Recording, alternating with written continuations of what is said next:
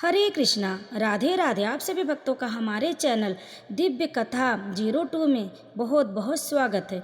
भक्तों, आज आप इस वीडियो में सुनेंगे पुरुषोत्तम माँ की कथा अध्याय 29। उसके बाद आप सुनेंगे रविवार की संपूर्ण व्रत कथा। तो भक्तों, आज रविवार के दिन और पुरुषोत्तम माह की इस अंतिम तिथि पर आप इन कथाओं का श्रवण अवश्य करें, आपको पुण्य की प्राप्ति होगी। तो भक्तों, आइए सबसे पहले हम श्रवण करते हैं पुरुषोत्तम माँ की कथा अध्याय 29। पुण्यशील सुशील बोले, हे विभो, गोलोक को चलो, यहाँ देरी क्यों करते हो? तुमको पुरुषोत्तम भगवान का सामीप्य मिला है। कदर्य बोला, मेरे बहुत कर्म अनेक प्रकार से भोगने योग्य हैं, परंतु हमारा उद्धार कैसे हुआ जिससे गोलोक को प्राप्त हुआ? जितनी वर्षा की धाराएं हैं, जितने तृण हैं, पृथ्वी पर धूल के कण हैं, आकाश में जितनी ताराएं हैं, उतने मेरे पाप हैं। मैंने यह सुंदर तथा मनोहर शरीर कैसे प्राप्त किया? हे हरि, भगवान के प्रिय, इसका अति उग्र कारण मुझसे कहिए। श्री नारायण बोले, कदर्य की इस प्रकार वाणी को श्रवण कर हरि के दूत ने कहा। श्री हरि बोले, अहो आश्चर्य, हे देव, आपने इस पद की प्राप्ति का कारण महान साधन कैसे नहीं जाना? हे प्रभु, सबसे उत्तमोत्तम विष्णु का प्रिय महान पुण्य फल को देने वाला पुरुषोत्तम मास नाम से प्रसिद्ध मास को क्यों नहीं जाना? उस पुरुषोत्तम मास में देवताओं से भी न होने वाला तप तुमने किया।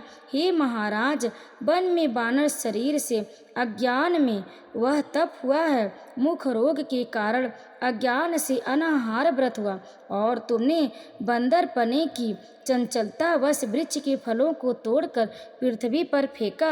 उन फलों से दूसरे मनुष्य तृप्त हुए। अंतःकरण में विशेष दुख होने से पानी भी नहीं पान किया। इस तरह श्री पुरुषोत्तम मास में अज्ञानवश तुमसे तीव्र तप हो गया। हे अनग, फलों के फेंकने से परोपकार भी हो गया। वन में घूमते घूमते शीत वायु घाम को सहन किया और श्रेष्ठ तीर्थ में, सुंदर महातीर्थ में 5 दिन गोता लगाया, जिससे श्री पुरुषोत्तम मास में तुमको स्नान का पुण्य प्राप्त हो गया। इस प्रकार तुम्हारे योगी के अज्ञान से उत्तम तप हो गया। सो यह सब सफल हुआ और तुमने इस समय अनुभव किया, जब बिना समझे पुरुषोत्तम मास के सेवन हो जाने से तुमको यह फल मिला है, तो मनुष्य इस पुरुषोत्तम मास के उत्तम महात्म्य को जानकर श्रद्धा से विधि पूर्वक कर्म करे तो उसका क्या कहना? तुमने अपना जो अर्थ साधन किया, वैसा करने को कौन समर्थ है? पुरुषोत्तम भगवान को और कोई वस्तु प्रीति को देने वाली नहीं है। इस भारत खंड में अति दुर्लभ मनुष्य योनि में जन्म लेकर जो पुरुषोत्तम भगवान की सेवा करते हैं, जिस पुरुषोत्तम मास में एक भी उपवास के करने से मनुष्य पाप पुंज से छूट जाता है, वहाँ तुमने महीनों उपवास किया। इस उग्र तपस्या का फल कहाँ जाएगा? इस मास के समान वे प्राणी धन्य और कृतकृत्य हैं। वे सदा भाग्यवान, पुण्य कर्म के करने वाले पवित्र हैं और उनका जन्म सफल है, जिनका सबसे उत्तम पुरुषोत्तम मास स्नान दान तप से व्यतीत हुआ। श्री पुरुषोत्तम मास में दान प्रत्याकार अनेक प्रकार के तप, यह सब अन्य मास की अपेक्षा कोटि गुण अधिक फल देने वाले हैं। जो पुरुषोत्तम मास के आने पर स्नान दान से रहित रहता है, उस नास्तिक पापी सठ धर्म ध्वज खल को धिक्कार है। श्री नारायण बोले, पुण्यशील और सुशील से वर्णित अपने अदृष्ट को सुनकर चकित होता हुआ कदर्य प्रसन्न हो रोमांचित हो गया। तीर्थ के देवताओं को नमस्कार कर बाद कालज्वार पर्वत को नमस्कार किया और वन के देवताओं को तथा गुल्म लता वृक्ष को नमस्कार किया। बाद में विनय से युक्त हो विमान की प्रदक्षिणा कर मेघ के समान श्याम वर्ण सुंदर पीतांबर को धारण कर वह कदर्य विमान पर सवार हो गया। संपूर्ण देवताओं के देखते हुए गंधर्व आदि से अस्तुत और किन्नर आदि को बार बार बाजा बजाए जाने पर इंद्र आदि देवताओं ने प्रसन्न होकर मंद पुष्पवृष्टि को करते हुए उसका आदर पूर्वक पूजन किया। फिर आनंद से युक्त योगियों को दुर्लभ गोपों गौओं से सेवित रास मंडल से शोभित गोलोक को गया। जरा मृत्यु रहित जिस गोलोक में जाकर प्राणी शोक का भागी नहीं होता, उस गोलोक में यह चित्र शर्मा पुरुषोत्तम मास के सेवन से गया। व्याज से पुरुषोत्तम मास के सेवन से बानर शरीर छोड़कर दो भुजाधारी मुरली हाथ में लिए पुरुषोत्तम भगवान को देखकर बहुत प्रसन्न हुआ।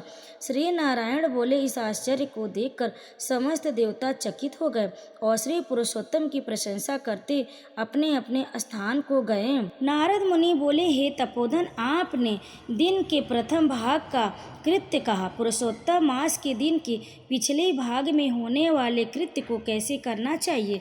हे बोलने वालों में श्रेष्ठ, गृहस्थ के उपकार के लिए मुझसे कहिए, क्योंकि आपके समान महात्मा सदा सबके उपकार के लिए विचरण करते रहते। श्री नारायण बोले, प्रातः काल के कृत्य को विधि पूर्वक समाप्त कर बाद मध्याह्न में होने वाले संध्या को करके तर्पण को करे। देव, मनुष्य, पशु, पक्षी, सिद्ध, यक्ष, सर्स, दैत्य, प्रेत, पिशाच, नाग की यह जो अन्न की इच्छा करते हैं, वे सब मेरे से दिए गए अन्न को ग्रहण करें। फिर पंच महायज्ञ को करे, उसके बाद भूत बलि को करे और काक कुत्ता को श्लोक पढ़ता हुआ बलि देवें। इस प्रकार कहकर समस्त भूतों को पृथक पृथक बलि देवें। फिर विधि पूर्वक आचमन कर प्रसन्न होकर श्रद्धा से अतिथि प्राप्ति के लिए गो दूहने के समय तक द्वार का अवलोकन करें। यदि भाग्य से अतिथि मिल जाए तो बुद्धिमान प्रथम बाड़ी से सत्कार करके उस अतिथि का देवता के समान पूजन करे और यथाशक्ति अन्न जल से संतुष्ट करे। विधि पूर्वक सब व्यंजन से युक्त सिद्ध अन्न से निकलकर भिक्षु और ब्रह्मचारी को भिक्षा देवे। सन्यासी और ब्रह्मचारी के ये दोनों सिद्ध अन्न के मालिक है। इनको अन्न न देकर भोजन करने वाला चंद्रायण व्रत करे। प्रथम सन्यासी के हाथ पर जल देकर भिक्षांश देवे तो वह भिक्षांश मेरु पर्वत के समान और जल समुद्र के समान कहा गया। सन्यासी को जो मनुष्य सत्कार करके भिक्षा देता है, उसको गोदान के समान पुण्य होता है। इस बात को यमराज भगवान ने कहा। फिर मौन होकर पूर्व मुख बैठकर शुद्ध और बड़े पात्र में अन्न को रखकर प्रशंसा करते हुए भोजन करे। अपने आसन पर अपने बर्तन में एक वस्त्र से भोजन नहीं करे। स्योम आसन पर बैठकर स्वस्थ चित्त प्रसन्न मन होकर जो मनुष्य अकेला ही अपने कांसे के पात्र में भोजन करता है तो उसकी आयु, प्रज्ञा, यश और बल के 4 बढ़ते हैं। दिन में सत्यम त्वनिर्त परिश्यामी, रात्रि में ततम या सत्येन परिपिच्चामी। इस मंत्र से हाथ में जल लेकर निश्चय कर घृत व जैन युक्त अन्न का भोजन करें। भोजन में से कुछ अन्न लेकर इस प्रकार कहें, भूपतये नमः। प्रथम कहकर भुवन पतये नमः कहें, भूतानां पतये नमः कहकर धर्मराज की बलि देवें। फिर चित्रगुप्त को देकर भूतों को देने के लिए यह कहें, जिस किसी जगह स्थित भूख प्यास से व्याकुल भूतों की तृप्ति के लिए यथा सुख या अक्षय अन्न होए, प्रणाय, अपानाय, व्यसनाय, उदानाय तथा समनाय कहे। प्रणव प्रथम उच्चारण कर अंत में स्वाहा पद जोड़कर घृत के साथ 5 ग्रास जीवा से प्रथम निगल जाए, दांतों से न दबाने। फिर तन्मय होकर प्रथम मधुर भोजन करे। नमक के पदार्थ और खट्टा पदार्थ मध्य में, कड़वा तीखा भोजन के अंत में खाए। पुरुष प्रथम द्रव्य पदार्थ भोजन करे, मध्य में कठिन पदार्थ भोजन करे, अंत में पुनः पतला पदार्थ भोजन करे तो बल और आरोग्य से रहित नहीं होता। मुनि को 8 ग्रास भोजन के लिए कहा है। वन प्रस्थाश्रमी को 16 ग्रास भोजन के लिए कहा। गृहस्थ आश्रमी को 32 ग्रास भोजन कहा है और ब्रह्मचारी को अपरिमित ग्रास भोजन के लिए कहा है। द्विज को शास्त्र के विरुद्ध भक्ष्य भोज्य आदि पदार्थों को नहीं खाना चाहिए। सुख और बासी पदार्थों को विद्वानों के खाने के योग्य बतलाया है। घृत दूध को छोड़कर अन्य वस्तु सशेष भोजन करे। भोजन के बाद उस शेष को अंगुलियों के अग्रभाग में रखकर अंजलि जल से परिपूर्ण करे। उसका आधा जल भी पी जाए और अंगुलियों के अग्रभाग में स्थित शेष को पृथ्वी में देकर ऊपर से अंजलि का शेष आधा जल विद्वान उसी जगह इस मंत्र को पढ़ता हुआ सिंचन करे। ऐसा न करने से ब्राह्मण पाप का भागी होता है, फिर प्रायश्चित करने से शुद्ध होता है। मंत्रार्थ रौरव नरक में पीप की गढ़ी में पद्म अबूर्ध वर्ष तक वास करने वाले तथा इच्छा करने वालों के लिए मेरा दिया हुआ यह जल अक्षय होता हुआ प्राप्त हो। मंत्र पढ़ के जल से सिंचन कर दांतों को शुद्ध करें। आचमन कर गीले हाथ से पात्र को कुछ हटाकर उस भोजन स्थान से उठकर बाहर बैठकर स्वस्थ होकर मिट्टी और जल से मुख हाथ को शुद्ध कर 16 कुल्ला कर शुद्ध हो सुख से बैठकर इन 2 मंत्रों को पढ़ता हुआ हाथ से उदर को स्पर्श करे। अगस्त, कुंभकर्ण, शनि, बड़वानल और पंचम भीम को आहार के परिपाक के लिए स्मरण करे। जिसने आतापी को मारा और वातापी को भी मार डाला, समुद्र का शोषण किया, वह अगस्त्य मेरे ऊपर प्रसन्न हो। इसके बाद प्रसन्न मन से श्री कृष्ण देव का स्मरण करे, फिर आचमन कर तांबूल भक्षण करे। भोजन करके बैठ कर पर ब्रह्मा श्री कृष्ण का उत्तम मार्ग के अवरोधी उत्तम शास्त्रों के विनोद से विचार करे। बुद्धिमान अत्यात्म विद्या का श्रवण करे। सर्वथा आजीविका से हीन मनुष्य भी एक मुहूर्त स्वस्थ मन श्रवण करे। जो श्रवण कर धर्म को जानता है, श्रवण कर पाप का त्याग करता है, श्रवण के बाद मोह की निवृत्ति होती है, श्रवण कर ज्ञान रूपी अमृत को प्राप्त करता है।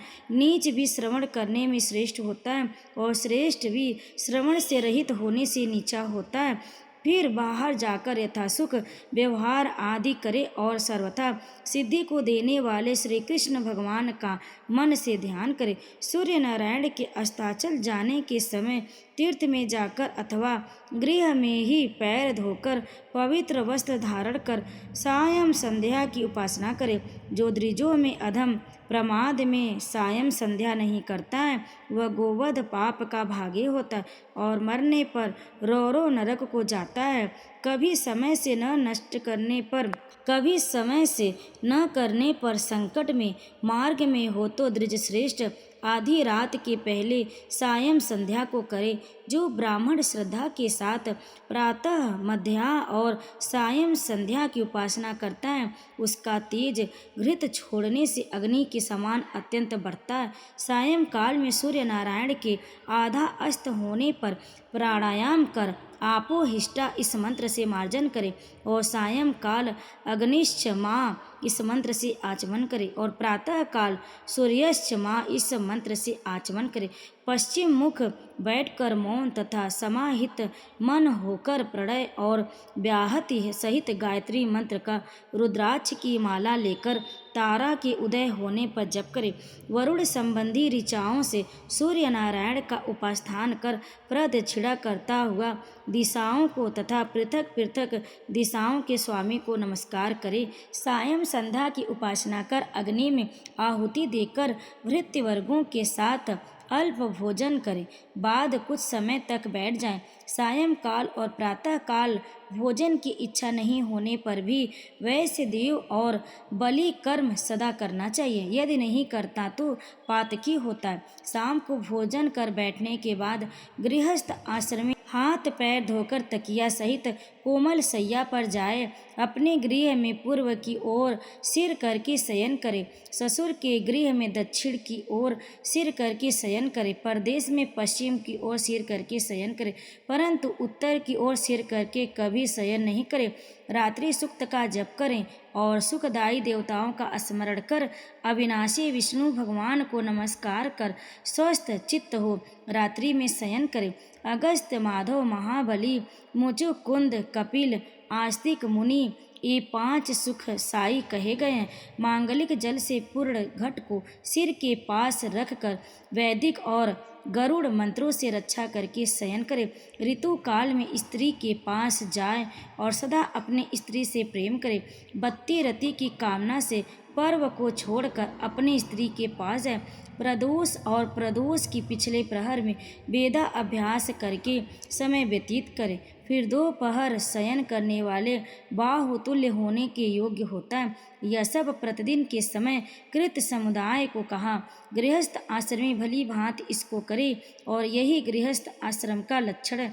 अहिंसा, सत्य वचन, समस्त प्राणी पर दया, शांति, यथाशक्ति दान करना गृहस्थ आश्रम का धर्म कहा है।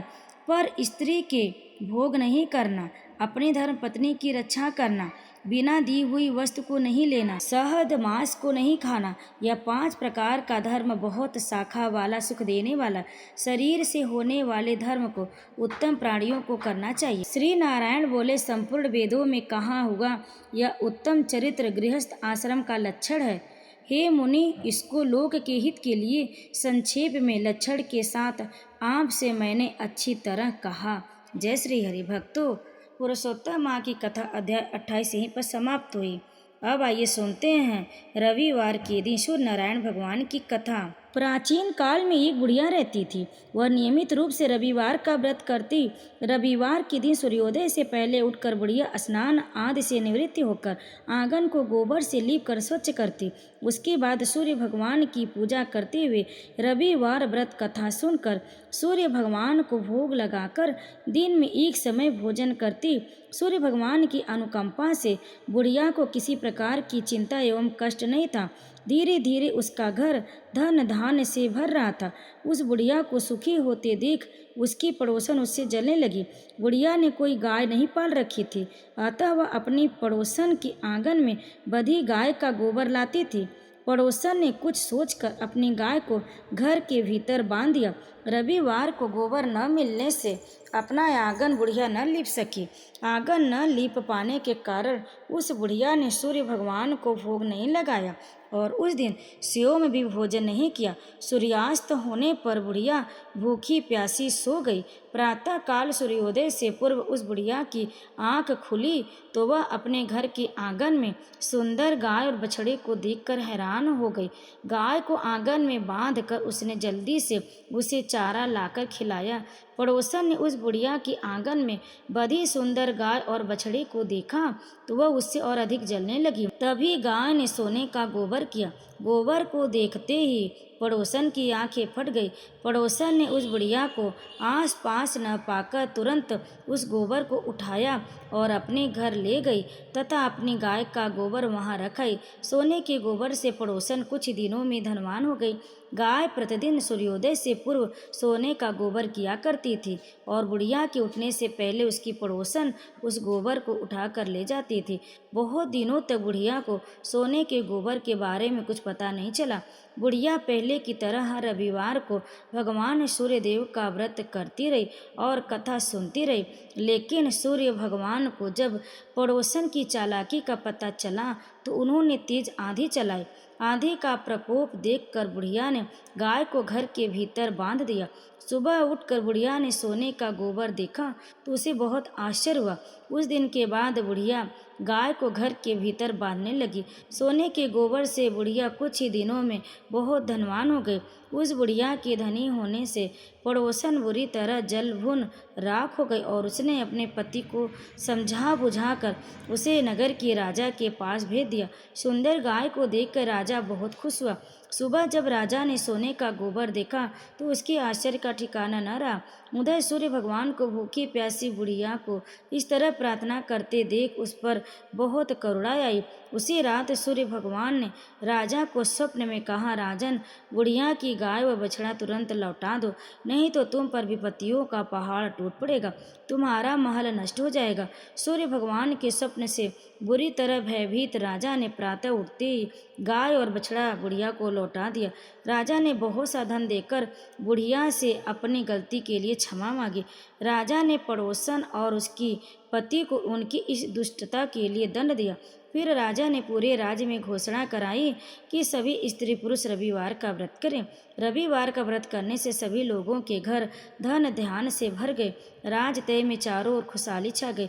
स्त्री पुरुष सुखी जीवन यापन करने लगे तथा सभी लोगों के शारीरिक कष्ट भी दूर हो गए। तो प्रेम से बोली सूर्य भगवान की जय। अब आइए सुनते हैं तुलसी माता की कहानी। एक कन्या थी। जब वह थोड़ी बड़ी हुई और उसको समझ आने लगा, तब से ही वह तुलसी माता की पूजन करने लगी। उसके प्रतिदिन का नियम था कि तुलसी माता जी का पूजन करने के बाद ही खाना खाती थी। जब वह कन्या शादी के लायक हुई, तब उसके माता पिता ने उसकी शादी करवा दी। कन्या को उसके माता पिता ने दहेज में भी एक तुलसी का गमला दिया। ससुराल में वह प्रतिदिन सवेरे उठती, पूजा करती, फिर उसके बाद ही खाना खाने बैठती थी। उसकी दो जेठानियाँ थीं। वे दोनों उसका मजाक उड़ाती थी कि बड़ी नियम धर्म वाली बनती है। उन दोनों को उससे बहुत ईर्ष्या होती थी, इसलिए वे दोनों तुलसी जी का गमला छुपा देती। वह कन्या बड़ी मुश्किल से गमला ढूंढ कर लाती, अच्छे से पूजा करती और फिर खाना खाती। वह गमला ढूंढ कर लाती तो एक दिन उसकी जेठानियों ने क्या किया कि गमला ही दूर फेंक दिया। कन्या ने खूब ढूंढा पर उसे गमला नहीं मिला। वह बहुत ही परेशान हो गई। उस दिन तो उसने खाना भी नहीं खाया। उसका नियम जो था। उस कन्या की सच्ची भक्ति देखकर तुलसी माता उससे बहुत प्रसन्न हो गई और उसके कमरे में तुलसी माता का गमला प्रकट हो गया। अगले दिन सुबह जब वह उठी तो क्या देखती है कि उसके खाट के चारों कोनों पर तुलसी माता का गमला आ गया। यह देखकर वह बहुत प्रसन्न हो गई और अब मेरी तुलसी माता को कोई चुरा भी नहीं सकेगा। पूजन करने के लिए कहीं भी और जाना भी नहीं पड़ेगा और कोई मेरी तुलसी माता को फेंक भी नहीं सकेगा। वह तो जल्दी से उठकर स्नान करती और तुलसी माता की पूजन कर लेती। जब वह खाना खाने बैठी तो उसकी जेठानियाँ मजाक करने लगीं कि लो, देवरानी का नियम धर्म पूरा हो गया। उससे पूछती है कि तुलसी जी की पूजा कर ली क्या? देवरानी धीरे से बोलती है, हाँ कर ली। जेठानियाँ बोलती है, कहाँ से कर ली पूजा? गमला तो फेंक दिया था। देवरानी कहती है कि देख लो, मेरे कमरे में खाट पर तुलसी जी लग रही हैं। जेठानियाँ बहुत शर्मिंदा हुई और बोली कि देवरानी तेरी भक्ति सच्ची है, हमने तुझे बहुत परेशान किया, हमें माफ़ कर दो। देवरानी उन्हें माफ़ कर दी। हम भी तुलसी माता जी से यही प्रार्थना करते हैं कि हे तुलसी माता, जैसी कृपा आपने देवरानी पर की वैसी हम सब भी करना। तो प्रेम से बोलिए तुलसी माता की जय। भक्तों, अब आइए सुनते तुलसी माता की दूसरी कहानी। एक बुढ़िया थी। उसको तुलसी पूजा करने का नित्य का नियम था। वो प्रतिदिन खाना खाने से पहले पूजा करती थी और उसके बाद खाना खाती थी। वह तुलसी माता से प्रतिदिन प्रार्थना करती थी कि हे तुलसी माता, खाड़ खीर का भोजन देना, पाट पीताम्बर का वास देना, योगियों जैसी मौत देना, स्वर्ग का वास देना, राम लक्ष्मण का कांधा देना, सीता जी का चाल चलावा देना। यह सुनकर तुलसी जी सूखे सूखे रह रही थी। राम लक्ष्मण उधर से निकल रहे थे तो उन्होंने पूछा तुलसी जी कि आप सूखे सूखे क्यों जा रहे हो? तब बोली, एक बुढ़िया रोज मेरी पूजा करती और वह मुझसे खाने का लड्डू मांगती है, खिलने को भाई मांगती है, खाड़ खीर का भोजन मांगती है, पाट पीताम्बर का वेश मांगती है, आपकी कंधा मांगती है और सीता जी का चाल चलावा मांगती है, स्वर्ग का वास मांगती है, योगिनियों से मौत मांगती है। बाकी सब तो मैं दे दूंगी, पर आपकी कंधा कहाँ से दूँ और सीता जी का चाल चलावा कहाँ से दूँ? राम जी और लक्ष्मण जी तुलसी जी से बोले कि आप हरे भरे हो जाओ, सब हो जाएगा। कुछ दिन बाद बुढ़िया मर गई। लोग इकट्ठा हो गए और उसे ले जाने लगे। उसको तैयार करने के उठाने लगे तो वह इतनी भारी हो गई कि उसको लोग उठा नहीं पाए, उसको हिला भी नहीं पा रहे थे। लोग कहने लगे कि बुढ़िया इतनी भारी कैसे हो गई? तो वह देव दर्शन सब करती थी। क्या वह कोई जादू टोना करती थी जो ऐसी भारी हो गई? इतने में राम लक्ष्मण और सीता जी आए। सीता जी ने चाल चलावा किया और राम लक्ष्मण ने कंधा दिया और बुढ़िया माई को मुक्ति मिल गई और वह बैकुंठ चली गई। हम भी तुलसी माता जी से यही प्रार्थना करते हैं कि हे तुलसी महारानी, जैसी सदगति बुढ़िया को दी वैसी सदगति सबको देना। तो प्रेम से बोले तुलसी माता की जय। भक्तों, कथा को अंत तक श्रवण करने के लिए आपसे भक्तों का बहुत बहुत धन्यवाद।